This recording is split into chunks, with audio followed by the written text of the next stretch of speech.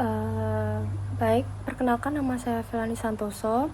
Saya dengan NIM 24050080067. Saya dari jurusan Teknik Elektro. Di video ini saya akan menjelaskan tentang rangkaian komparator dan rangkaian filter.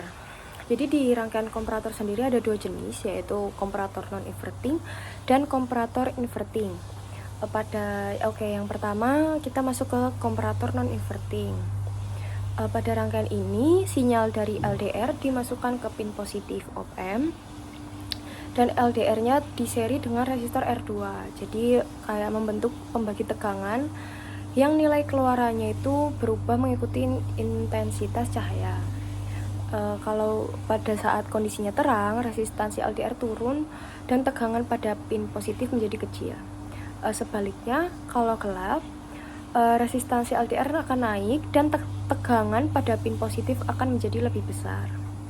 Di sisi lain, di sini ada R1 dan R3 yang berfungsi sebagai pembagi tegangan referensi yang nantinya akan masuk ke pin negatif atau pin inverting. Dan cara kerja komparator non-inverting ini itu ketika tegangan dari LDR pada pin positif lebih besar daripada tegangan referensi, op-amp-nya itu akan mengeluarkan tegangan tinggi pada output sehingga LED-nya menyala. Tapi kebalikannya, jika tegangan dari LDR lebih rendah daripada referensi, op-amp-nya itu menurunkan output ke ground, jadi LED-nya itu mati. Nah, untuk rangkaian kedua, ini ada komparator inverting. Ini kebalikannya non-inverting tadi ya. Kalau yang inverting ini, LDR itu dimasukin ke pin negatif op-amp-nya.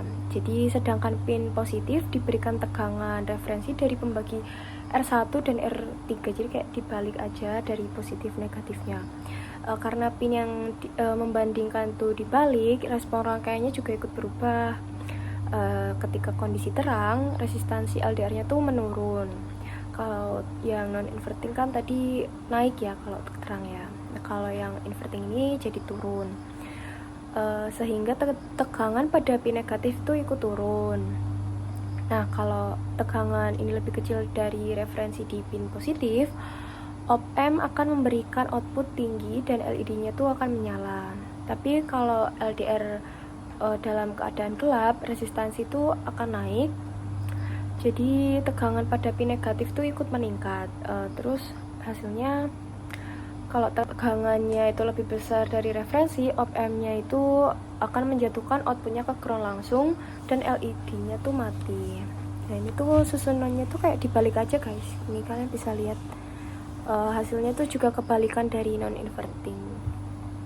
Nah, ini jadi untuk kesimpulan dari dua komparator itu, komparator baik non-inverting maupun inverting itu bekerja dengan prinsip sederhana, yaitu dengan membandingkan dua tegangan dan menghasilkan kayak keputusan kayak on atau mau off gitu.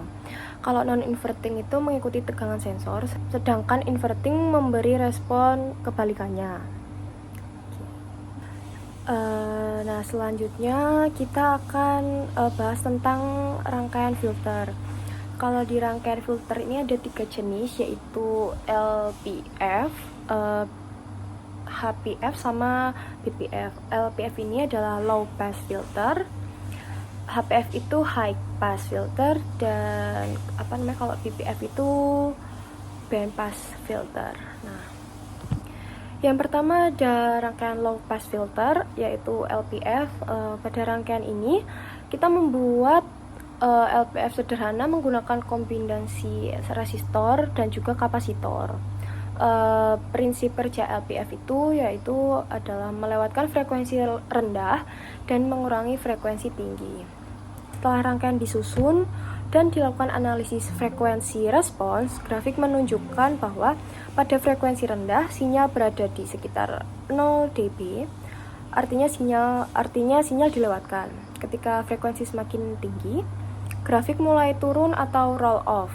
Nah, ini menunjukkan bahwa filter mulai merendam sinyal yang frekuensinya itu tinggi sesuai teori LPF-nya tadi. Yang ada yang kedua itu high pass filter atau HPF ya, HPF. Nah, ini kebalikan dari LPF tadi. Kalau tadi tuh sinyalnya tuh turun kan. Itu yang dilewatkan kalau tadi itu melewatkan frekuensi rendah. Kalau ini kebalikannya gitu. Di sini pada rangkaian ini tuh kapasitor berada di posisi seri di awal dan resistornya tuh menuju ground. Cara kerjanya sendiri itu frekuensi rendah akan diredam karena kapasitor memiliki reaktansi tinggi terhadap frekuensi rendah. Nah, kalau frekuensi tinggi itu akan dilewatkan karena reaktansi kapasitor menjadi mengecil pada frekuensi yang lebih tinggi. Nah, ini ada grafiknya ya teman-teman. Di sini tuh di frekuensi rendah output sangat kecil atau kurang dari minus 30 dB, dan ketika frekuensi meningkat gain akan naik hingga mendekati 0 dB. Nah, ini menunjukkan filter bekerja ya sebagai penyaring frekuensi tinggi. Kayaknya ini yang terakhir ada rangkaian pengkondisi sinyal. Nah, ini ada yang BPF, itu yang band pass filter. Nah, kalau bedanya yang BPF ini itu gabungan dari LPF sama HPF gitu. Jadi ada kombinasinya itu yang membentuk filter yang lebih kompleks gitu. Nah, tujuan dibentuknya BPF ini untuk mengatur respon frekuensi agar lebih presisi dan menghasilkan kurva yang lebih tajam dan respon yang bisa disesuaikan. Nah, ini udah ada kurvanya ya, ada grafiknya. Ini grafiknya, frekuensinya tuh udah dilewatkan dengan baik, dan setelah melewati titik cut off sinyal mulai turun drastis teman-teman. Dan grafik ini menunjukkan penurunan yang lebih tajam dibandingkan filter yang sederhana. Ini bisa lihat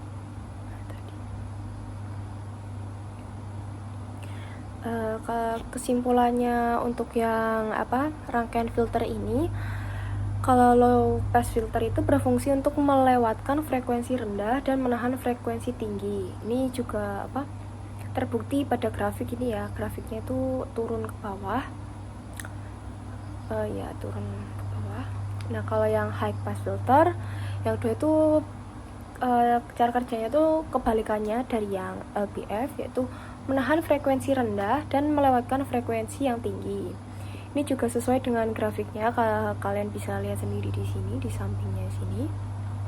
Dan untuk yang BPF ini memberikan karakteristik filter yang lebih kompleks sehingga menghasilkan respon frekuensi yang lebih spesifik dan tajam. Ini beda-beda ya grafiknya ini, kan bisa lihat sendiri. Ya, segitu aja video dari saya. Kurang lebihnya mohon maaf, dan terima kasih.